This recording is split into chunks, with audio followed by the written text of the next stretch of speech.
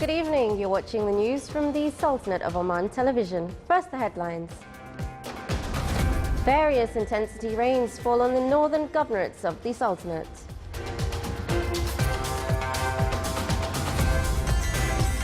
Amid wide participation, the first conference on infections in Muscat discusses hospital-acquired infections. And the former Egyptian president is released from custody after years of legal proceedings.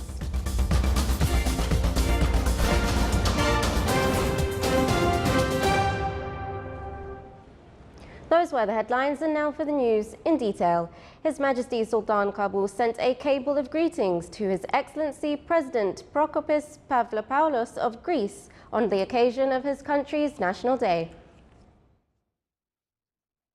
The latest analysis of the National Multi-Hazard Early Warning Centre of Weather Forecasts shows that the Sultanate is affected by a trough of low-pressure system starting from today and will last for the following 3 days. The 3 wilayats of the Governorate of Brahmi witnessed heavy rains which caused the large majority of the wadis to overflow. According to the weather forecasts of the National Centre, the northern governorates of the Sultanate are expected to witness rains in the coming hours. These include the governorates of North Batna, Tahra and Brahmi.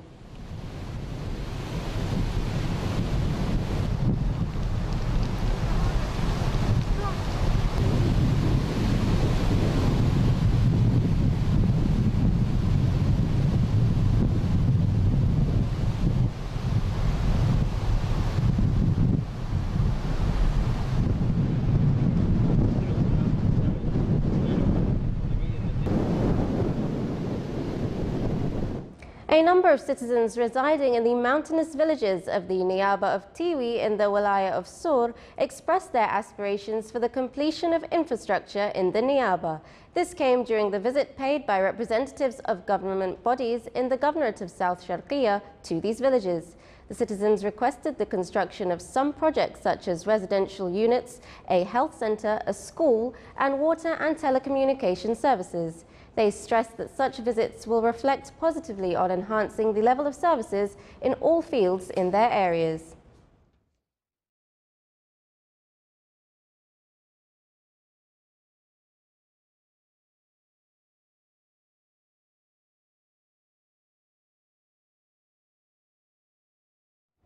Hospital-acquired infections workshop conducted by the European Society of Clinical Microbiology and Infectious Diseases in collaboration with the Ministry of Health commenced this morning under the auspices of His Excellency Dr. Mohammed bin Saif bin Sultan Al Hosni, Under-Secretary of Health Affairs at the Ministry of Health.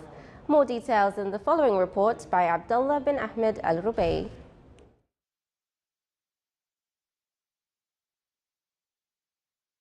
Over 100 participants who are specialists in communicable diseases, including clinical microbiologists, pharmacists, intensive care doctors, and infection control practitioners from GCC countries, other Arabian countries, and other countries of the world, will discuss during this first conference the existing knowledge, ongoing studies, identifying gaps, and priorities for prevention and control of infection in the healthcare institutions, with particular focus on gram-negative bacteria, respiratory and bloodstream infections. I'm Mario Polak. I'm president of the European Society of Clinical Microbiology and Infectious Diseases. For the first time in the history of our society, we decided to organize the postgraduate course in the Middle East here in Oman. So the topic of the course, it's hospital-acquired infections, and we hope that with all our specialists, which are coming here from several European countries, will help the Oman and the region to control these infections. It's worth mentioning that after discussing the design of high-quality studies, including randomized controlled trials to test agreed interventions, participants will continue discussions in their own institutions and become involved in developing further studies to advance knowledge and introduce intervention to reduce the burden of hospital infection. Dr. Hanan Balkhi, it's a great pleasure to be here in Oman during this workshop that's hosted represented by ASMED. I'm the Executive Director of Infection Prevention and Control at the National Guard Hospital in Saudi Arabia and the Director of the GCC Center for Infection Control. Of course, the antimicrobial resistance has taken a huge way up into the media and into the infectious disease societies to try to tackle the issue of antimicrobial resistance. And all the societies and communities and stakeholders involved in this issue are coming together to combat and mitigate the antimicrobial resistance emergence. Dr. Ziad Ahmed Bimish, consultant infectious disease, professor of global health at the Al Faisal University. The meeting discusses the issues of hospital-acquired infection and the spread of multi-drug resistant organism. My presentation in this conference will be on MDR, or multi-drug resistant organisms in the Kingdom of Saudi Arabia in comparison to the Gulf countries, and also discussing risk factors that increase the spread of microorganisms and how we can work together on preventing the spread within the community and also within the healthcare facilities. On the sideline of the conference, an exhibition is being organized that display various types of antibiotics and other medicine and equipment related to the theme of the conference. Abdullah bin Ahmed Al-Rubi'i, Sultanate of Oman Television, Muscat. Still to come in our news bulletin. Women's Development Centre is inaugurated in the Walaya of Sanina in the Governorate of Buraymi.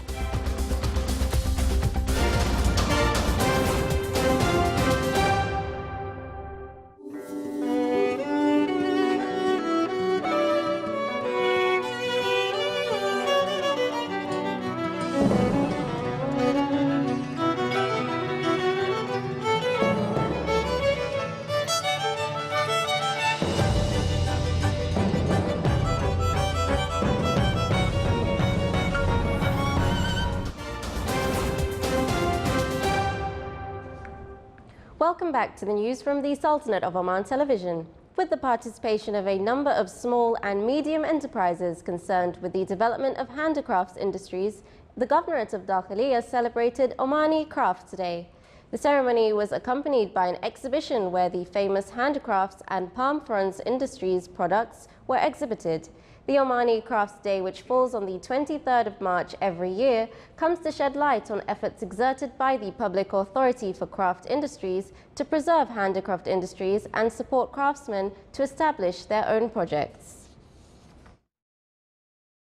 The water consumption rationalization campaign concluded in the Walaya of Marbat in the Governorate of Dhafar.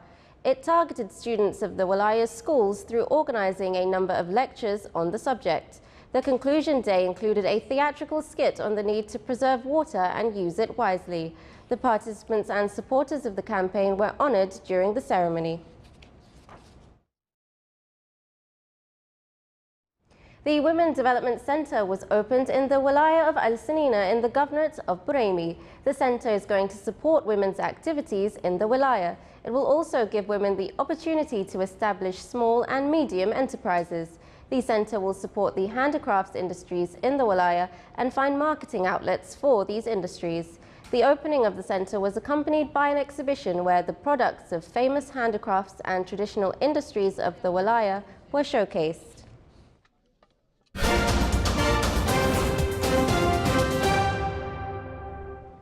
Egypt's former President Hosni Mubarak returned home today, free, following his release from custody after legal proceedings that took years since his 2011 ouster.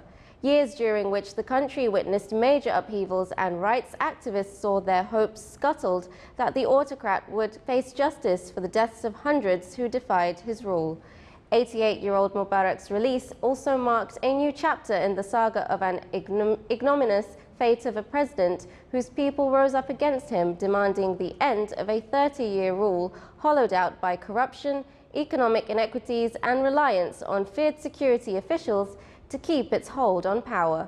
According to an Egyptian security official, Mubarak left the Armed Forces Hospital in Cairo's southern suburb of Maadi earlier in the morning. From there, he went to his house in Heliopolis under heavy security measures. On Wednesday, an attacker ploughed his car into pedestrians on Westminster Bridge in London, one of the city's busiest tourist spots for its views of British Parliament and its famous clock tower. After crashing into the railings outside Parliament, he leapt out with a large knife and ran into the courtyard, where he stabbed a policeman before being shot dead by officers. 48-year-old policeman Keith Palmer died of his injuries, along with 3 civilians who were hit by the speeding car. At least 50 people were wounded, including tourists from 12 different countries. 1 person is fighting for their life and 2 are in critical condition. Police have identified the perpetrator as Khalid Masood, a 52-year-old Briton who was born in the southeastern county of Kent under the name Adrian Russell Ajao. Prime Minister Theresa May has said Masood was known to intelligence services as a peripheral figure some years ago, but there was no warning of his intention to mount an attack. When he hired the car, he told the Birmingham-based rental company that he was a teacher. Nearly a third of all children in war-torn Afghanistan are unable to attend school, leaving them at increased risk of child labor, recruitment by armed groups, early marriage, and other forms of exploitation. Save the Children said more than 400,000 Afghan children are expected to drop out of school this year due to growing instability and the forcible return of Afghan refugees from Pakistan, adding to the 3.7 million already out of school. More than 600,000 Afghans returned from Pakistan in 2016, and around 1 million more are expected in 2017 after the tightening of regulations by authorities there. Save the Children said that over half of all returnee children do not attend school, often working on the streets because their parents cannot find jobs.